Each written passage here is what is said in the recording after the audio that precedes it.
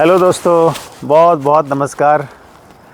नरेंद्र का प्रेम भरा प्रणाम आप सबको।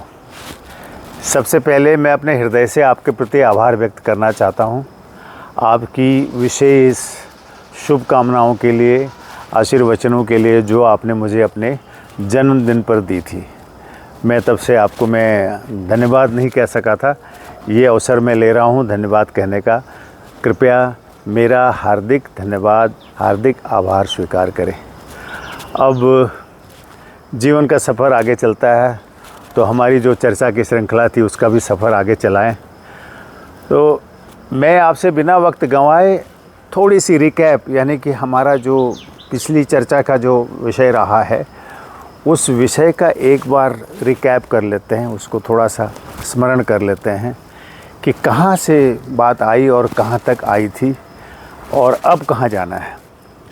दोस्तों, सबसे पहले यही बात आई थी कि खुशी और आनंद में क्या अंतर है। खुशी है हमारी बाह्य दुनिया से जो हमें मिलती है और वो क्षणिक होती है, और उस खुशी के साथ थोड़ा सा दुख भी होता है, वो उसके साथ उसका अभिन्न अंग है। और आनंद जो है वो अपनी भीतर की अवस्था है जो अस्तित्व के साथ जब आप जोड़ते हैं तब उसकी अनुभूति होती है। तो हमें तलाश है दोनों की, आनंद की और खुशी की भी। और जब हम दुनिया से खुशी लेते हैं तो उस दुनिया को हैंडल करने की जो क्षमता है, अपने चारों तरफ फैली हुई छोटी सी दुनिया, उसकी जो क्षमता है वो भी हमको किसी ऊर्जा के स्रोत से मिलती है। ये बातें हुई थी कि हम जीवन में खुश रहने के और अच्छे ढंग से जीने के लिए कई बातों को जानते हैं, मानते हैं, और कभी कभी मानते हैं पर जानते नहीं, जानते हैं पर समझते नहीं, समझते हैं पर करते नहीं। बस पेंच यहीं फंसा हुआ है। तो इस गुत्थी को कैसे सुलझाया जाए, इसी पर हमारी चर्चा चल रही है। मैं भी आपके साथ सहभागी हूँ, क्योंकि मैं ये नहीं कह सकता हूँ कि मैंने आपसे बेहतर कोई मकाम हासिल कर लिया, लेकिन मैं इस यात्रा में सतत चलने का प्रयास कर रहा हूँ और आपसे भी यही अपेक्षा है कि चलिए साथ मिलकर प्रयास करें। तो एक ये बात ज़रूर जहन में आती है कि खुश अगर रहना चाहते हैं, आनंदित रहना चाहते हैं, तो हमको कुछ तो करना पड़ेगा। यानी कि जिस हाल में आज हम हैं उससे थोड़ा बेहतर, थोड़ा बदला हुआ माहौल और बदली हुई अपनी जो दिनचर्या है उसको ज़रूर लाना पड़ेगा। क्योंकि कई बातें हमने की थी कि अपने वश में नहीं होती हैं, उसके लिए तो हम माफ़ी के पात्र हैं, क्योंकि हमारे बस में जो नहीं है हम क्या कर सकते हैं। लेकिन सबसे बड़ी अड़चन क्या है, सबसे बड़ी समस्या क्या है कि जो हमारे वश में है उसको भी हम इग्नोर कर जाते हैं, और इसके चलते उसका सारा जो परिणाम होता है वो हमें ही भोगना पड़ता है। तो हम चर्चा कर रहे हैं कि जो हमारे वश में है करने योग्य उसको कैसे किया जाए, और उसको अगर हम कर लेते हैं तो क्या हम अपनी जो आज की वर्तमान परिस्थिति है उसमें कोई बदलाव ला सकते हैं, और वो बदलाव हमारी खुशी का और हमारे आनंद का कारण बन सकता है। ये हमें करके देखने की बात है। तो चलिए इस संकल्प को दोहराते हुए कि नहीं, हम जो कर सकते हैं उसको करेंगे।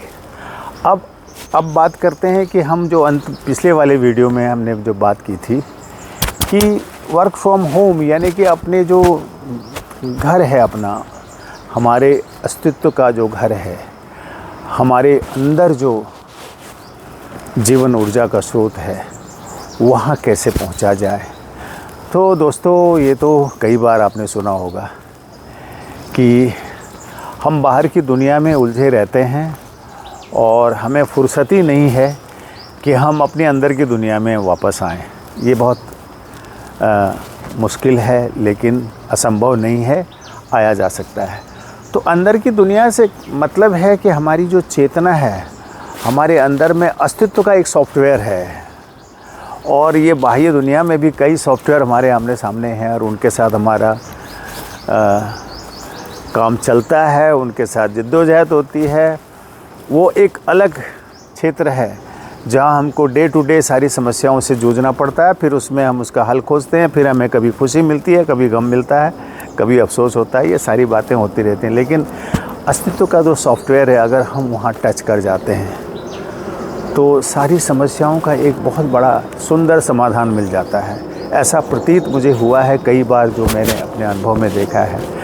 अपने उस अंदर के सॉफ्टवेयर को अगर टच करते हैं तो फिर आपको ये छोटी मोटी चीज़ें बहुत मामूली लगता है कि ये तो कुछ है ही नहीं, क्योंकि जब आपके सामने एक विराट अस्तित्व प्रस्तुत है और उस अस्तित्व के हम एक महत्वपूर्ण अंग हैं, मानव होने के नाते हम उत्कृष्ट जीव हैं इस संसार में, तो हमको उस अस्तित्व का जब आभास होता है, जब उसके भागीदार होने का आभास होता है, तो स्वतः ही हमारे अंदर एक विस्तारित भाव पैदा होता है, एक बड़ा भाव पैदा होता है, जिसमें सारी बाकी चीज़ें सब गौड़ हो जाती हैं।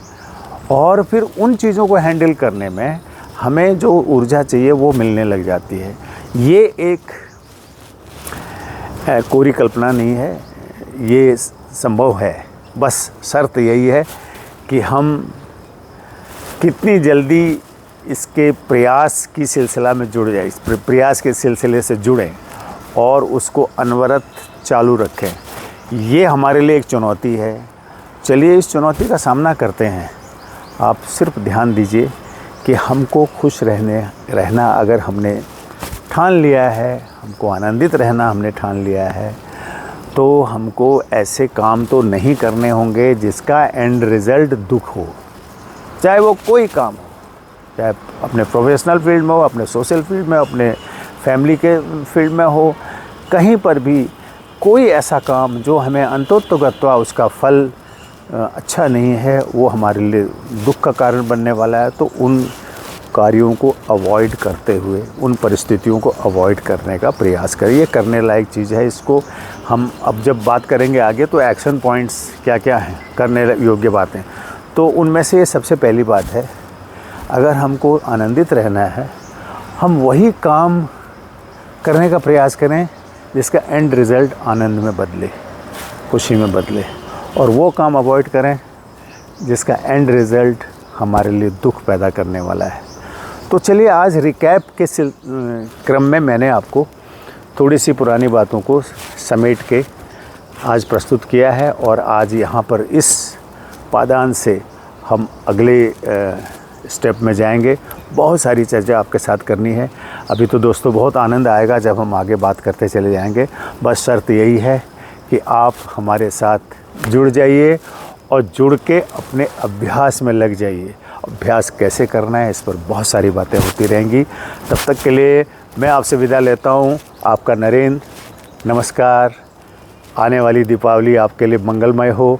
मैं अभी से शुभकामना दे रहा हूँ। आपकी तैयारी चल रही होगी। चलिए हम लोग हर्षोल्लास के साथ दिवाली मनाएं, यही ईश्वर से हमारी प्रार्थना है। नमस्कार। Stay blessed. Thank you very much.